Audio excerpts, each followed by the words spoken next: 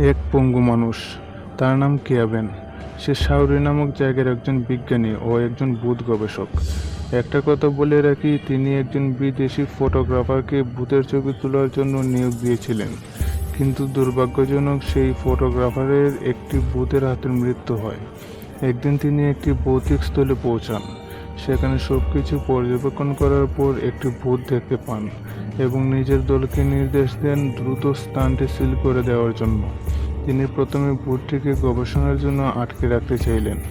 আশেপাশের বাসিন্দাদের দূরে রাখতে কেয়াবেন ঘোষণা দিলেন, এই বাড়িতে রেডিয়েশন লিক হয়েছে। যদিও ভূতকে এখন ধরে ফেলা হয়েছে, তবুও তারা ভূতের সঙ্গে কোনোভাবে যোগাযোগ করতে পারছিলেন না। কেয়াবেন বিশেষভাবে গোয়েন্দা আডংকে ডাকলেন। আডং একজন দক্ষ গোয়েন্দা এবং ঠুট পড়তে পারেন, কিন্তু তিনি ভূতের উপর বিশ্বাস করেন না। তাই কেয়াবেন তাকে অলৌকিক কিছু প্রত্যক্ষকর ঘটনা বলে ঘটনাস্থলে আসতে বললেন।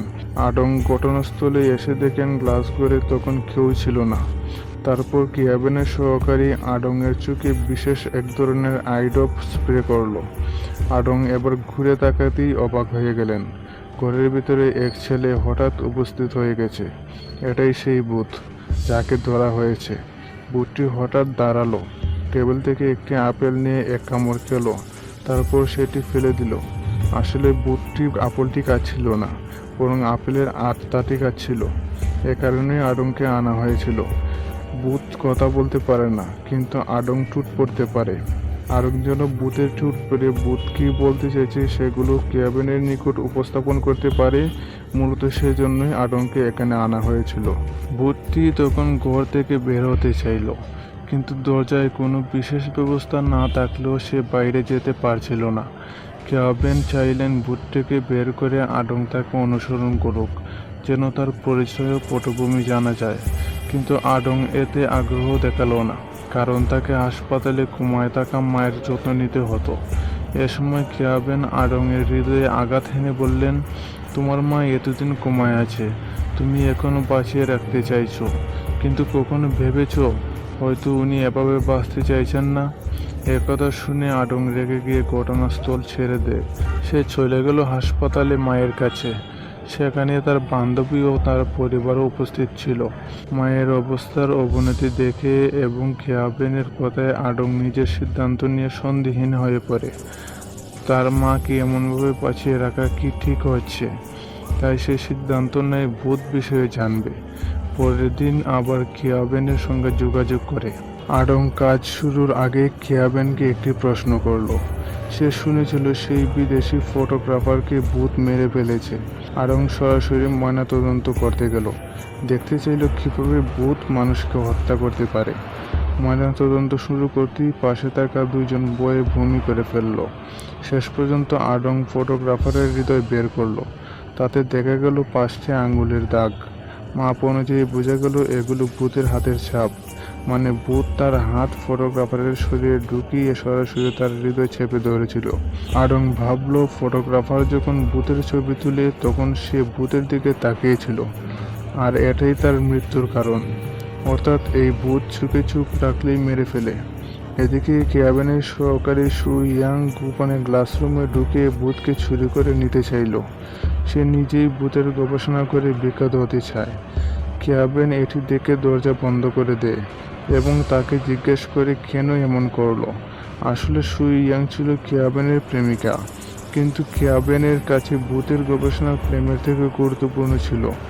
কিন্তু তখন আডং ফিরে এসে এই পরিস্থিতি দেখে, কিন্তু ততক্ষণে দেরি হয়ে গেছে। ছোট ভূতটি সু ইয়াংকে গলা টিপে মেরে ফেলেছে। আডং জানতো ভূতের দিকে না তাকালে কিছু হবে না। সে দ্রুত সু ইয়াংয়ের দেহ নিয়ে বেরিয়ে এলো, কিন্তু তখন সে যা দেখলো তা বিশ্বাস করা কঠিন।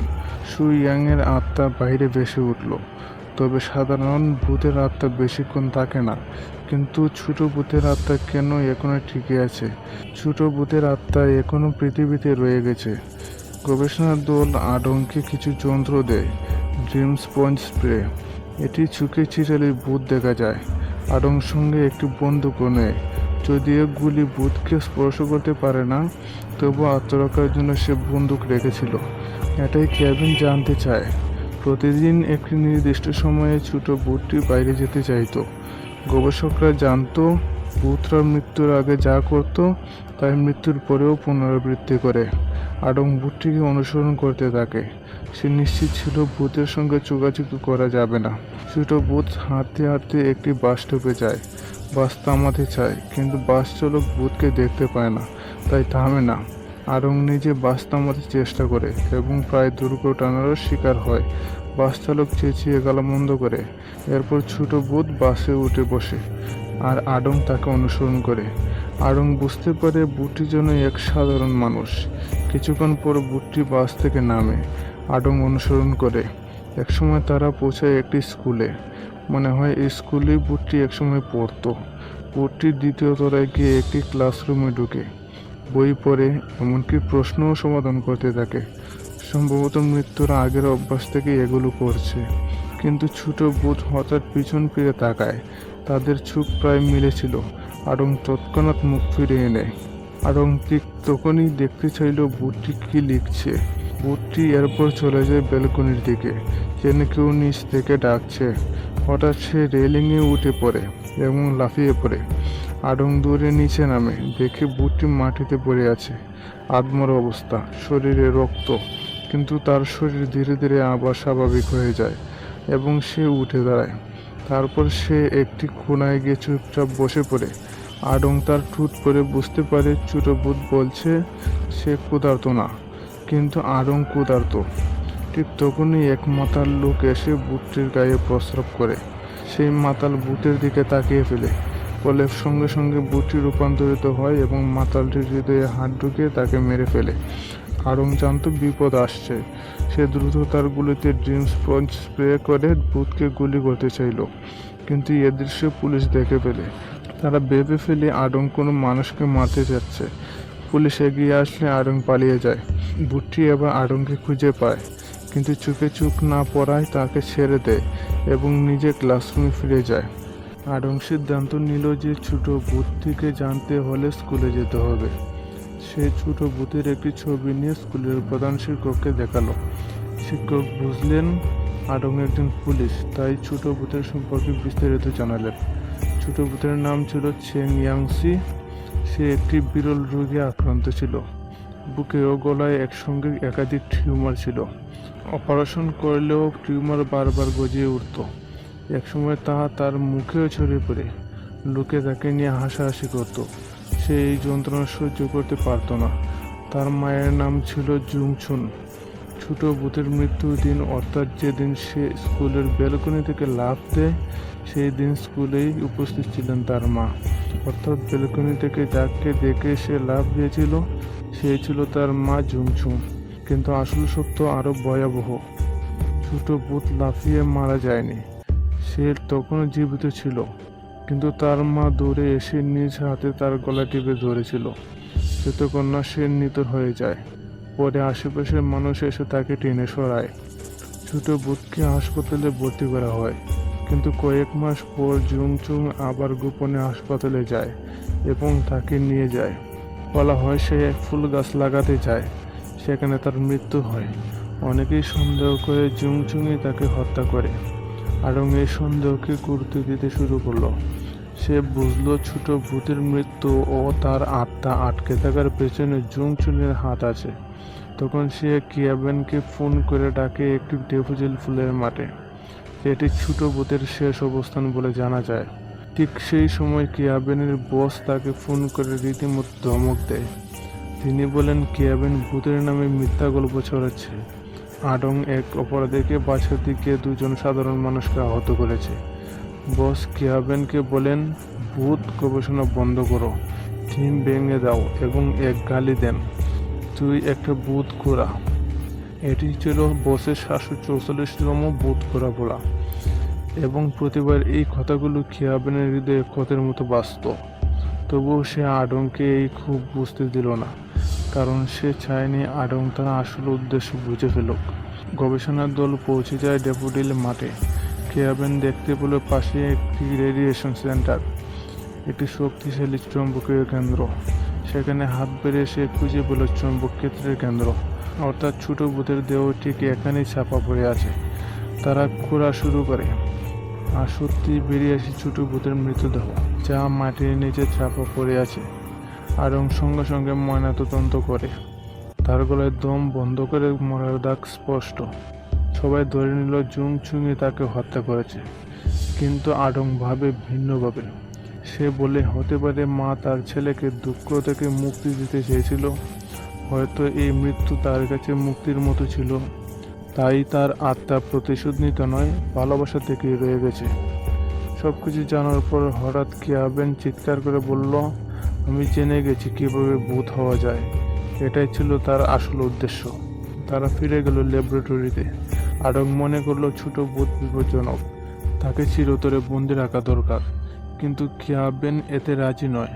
তার চোখে ভূতের অনেক উপকারিতা আছে। হঠাৎ ছোট ভূত গ্লাসে ঠেস দিয়ে দাঁড়ায়। আড়ং দেখে সেখানে ভূত সুতো দেখা যাচ্ছে। তার ধারণা এই দুটি শক্তি সত্তার মধ্যে সংযোগ। ভূত সুতোরা অনুসরণ করতে গিয়ে সে গাড়ি চালিয়ে পৌঁছায় এক আশ্রয় কেন্দ্রে। সেখানকার এক ওয়ার্ডে সে দেখে ভূত সুতোটি সংযুক্ত আছে এক নারী রোগীর সঙ্গে। এই নারী আর কেউ নয়, ছোট ভূতের মা জুংচুন। সে তখন মৃত্যুর দ্বার প্রান্তে। ডাক্তার তাকে বাঁচাতে চাইলেও পারেনি। আড়ং বুঝতে পারলো ছোট ভূত প্রতিনিয়ত তার মায়ের খোঁজ করছিল। তাদের মধ্যে গভীর আত্মিক বন্ধন ছিল। এদিকে আড়ংয়ের বান্ধবী জিয়া ল্যাবরেটরিতে আসে, কারণ আজ আড়ংয়ের মায়ের বড় একটি অপারেশন ছিল। সে অনেকভাবে আড়ংয়ের সঙ্গে যোগাযোগের চেষ্টা করেও ব্যর্থ হয়। ঠিক তখনই কিয়াবেনের বস তার লোক পাঠায় ছোট ভূত এবং ড্রিম স্পঞ্জ কিউব ছিনিয়ে নিতে। ছোট ভূতের আচরণ তখন খুব অদ্ভুত। সেজন্য প্রবল কষ্টে চিৎকার করছে, কারণ সে বুঝে গিয়েছে তার মা মারা গেছেন। কিয়াবেন তখন চিৎকার করে বলে, কিউবটি খুলে দাও। কিউব খোলার পর সেটি অসংখ্য ক্ষুদ্র কণায় ভেঙে যায় এবং ভূতকে শোষণ করতে প্রস্তুত হয়। যে আশেপাশেই দাঁড়িয়েছিল, সে বিস্ময়ে এই দৃশ্য দেখছিল। ল্যাবের অন্যরা তাকে থামিয়ে বলল, বেশি কিছু জানার দরকার নেই, না জানাই ভালো। কিন্তু তখনই ছোট ভূত কয়েকটি ভূত সুতো ছুঁড়ে দেয়, যা আশেপাশের মানুষের শরীরে জড়িয়ে যায়। শেষ পর্যন্ত ছোট ভূত ড্রিম স্পঞ্জে আটকে যায়।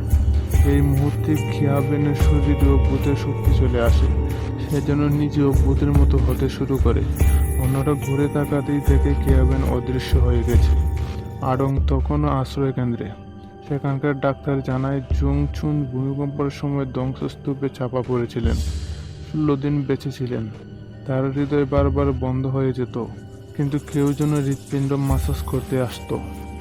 ডাক্তারদের ধারণা ছোট ভূতই তাকে বারবার বাঁচিয়েছিল। আড়ং সব বুঝে। সে কিয়াবেনকে ফোন করে ঘটনাটি জানাতে চায়, কিন্তু কিয়াবেনের সঙ্গে আর যোগাযোগ করা যায় না। সে কিয়াবেনের সহকারীর সঙ্গে যোগাযোগ করে জানতে পারে কিয়াবেন ইতিমধ্যে ছোট ভূতকে নিয়ে পালিয়েছে। হঠাৎ আড়ং দেখল জুংচুনের মৃতদেহটি অদ্ভুতভাবে নড়ছে এবং তার আত্মা ধীরে ধীরে দেহ থেকে বেরিয়ে আসছে। এক মুহূর্তে সে আত্মা ভেসে যায়। আড়ং ভয়ে তাকায় না, কিন্তু মহিলা ভূত তাকে আঘাত করে না, কারণ তার শরীরে ভূত সুতো নেই। তবে সে দৌড়ে পালায়, আর আড়ং গাড়ি নিয়ে তার পেছনে ছুটে চলে। এই মা ভূত খুব দ্রুত চলছিল। একসময় সে রাস্তায় দাঁড়িয়ে একটি ট্রাকের সাথে ধাক্কা খায়, কিন্তু সে ট্রাকে লাফিয়ে উঠে আড়ং অনুসরণ করতে থাকে। হঠাৎ এক জায়গায় সে দেখে কিয়াবেন রাস্তায় দাঁড়িয়ে। তার পা আর খোঁড়াও নয়, সে এখন আগের মতো আর পঙ্গু নেই। আড়ং তখন বুঝে যায় গবেষণাগারে থাকা সবাই ভূত সুতো দ্বারা চিহ্নিত, কারণ মা ভূত তাদের সবাইকে মেরে ফেলতে চাইছে। তবে কিয়াবেন ততক্ষণে ভূতের ক্ষমতা অর্জন করে অদৃশ্য হয়ে যায়। তার প্রতিশোধের টার্গেট ছিল তার বস, যিনি তাকে মৃত করা বলে অপমান করতেন। কিয়াবেন মনে করত ভূত হতে হলে প্রচণ্ড ঘৃণা ও আক্রোশ দরকার। সে তার বসকে খুন করে আত্মহত্যা করতে প্রস্তুত হয়। মা ভূত প্রথমে গবেষণার সহকারী জিয়াওকে মেরে ফেলে যখন সে নুডলস খাচ্ছিল। সে ভূত সুতো দেখে ভয় পেয়ে যায়, কিন্তু শেষ রক্ষা হয় না। আড়ং দ্রুত ফোন করে জিয়াকে পালাতে বলে। সে যতই বোঝায় সময় আর নেই। মা ভূত এসে পৌঁছায়। জিয়া তাকায় না, কিন্তু মৃত্যুর হাত থেকে রক্ষা পায় না।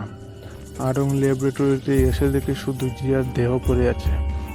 সে তখন ছুটে যায় তার বান্ধবীর কাছে, দেখে তার শরীরেও ভূত সুতো। মা ভূত তখনই হাজির। আড়ং তখন ড্রিম স্পঞ্জগুলিতে প্রয়োগ করে বন্দুক নিয়ে প্রস্তুত হয়। সে বান্ধবীকে ফোন করে বলে, আমার কথাগুলো বিশ্বাস করো, কোনো প্রশ্ন করো না। সে ভূতের দৃষ্টি আকর্ষণ করে তাকে অন্যদিকে নিয়ে যায়। ভূত এবার আড়ংয়ের দেহ থেকে ভূত সুতো ছুঁড়ে দেয়। আড়ং গাড়ি চালিয়ে পালাতে থাকে। কিয়াবেন তখন বলে সে এখন মুক্ত হতে চায়। আড়ং চিৎকার করে বলে, ভূত তোমার ছেলেকে খুঁজছে, তাকে ছেড়ে দাও। কিন্তু কিয়াবেন তখন একেবারে পাগল। সে ম্যাগনেটিক ফিল্ডের মধ্যে দিয়ে নিজের গলায় ছুরি চালিয়ে আত্মহত্যা করে। তার একমাত্র লক্ষ্য ছিল ভূত হওয়া। এদিকে মা ভূত আড়ংয়ের গাড়িতে উঠে তাকে শ্বাসরোধ করতে চায়। আড়ং গাড়ি চালিয়ে রক্ষা পেতে চায়, কিন্তু একসময় গাড়ি ধাক্কা খেয়ে পড়ে যায়। সে আহত অবস্থায় গাড়ি থেকে বেরিয়ে সাবওয়ের দিকে দৌড়ায়। সাবওয়েতে ভূত তার পেছনে আসে। আড়ং গুলি চালায়, কিন্তু কিছুতেই ভূতকে আটকাতে পারে না। শেষমেশ সে বান্ধবীকে ফোন করে বিদায় জানায়, আমার মা আজ অপারেশনে, তুমি তার পাশে থেকো। যদি আবার জন্ম নেই, আমি চাই তুমি আমার সঙ্গী হও। তারপর সে সাহস করে ভূতের চোখে চোখ রাখে। সঙ্গে সঙ্গে ভূত তার হৃদয়ে হাত ঢুকে তাকে মেরে ফেলে। কিন্তু হঠাৎ দেখা গেল অন্য একটি হাত আড়ংয়ের হৃদয় স্পর্শ করলো। এটা ছিল ছোট ভূতের হাত। সে বুঝেছে আড়ং তাদের ক্ষতি করেনি। ছোট ভূত তার হৃদয় মাসাজ করে। আড়ং আবার জীবিত হয়। মা ও ছেলে একসঙ্গে মিলিত হয়। তাদের আত্মা শান্ত হয়।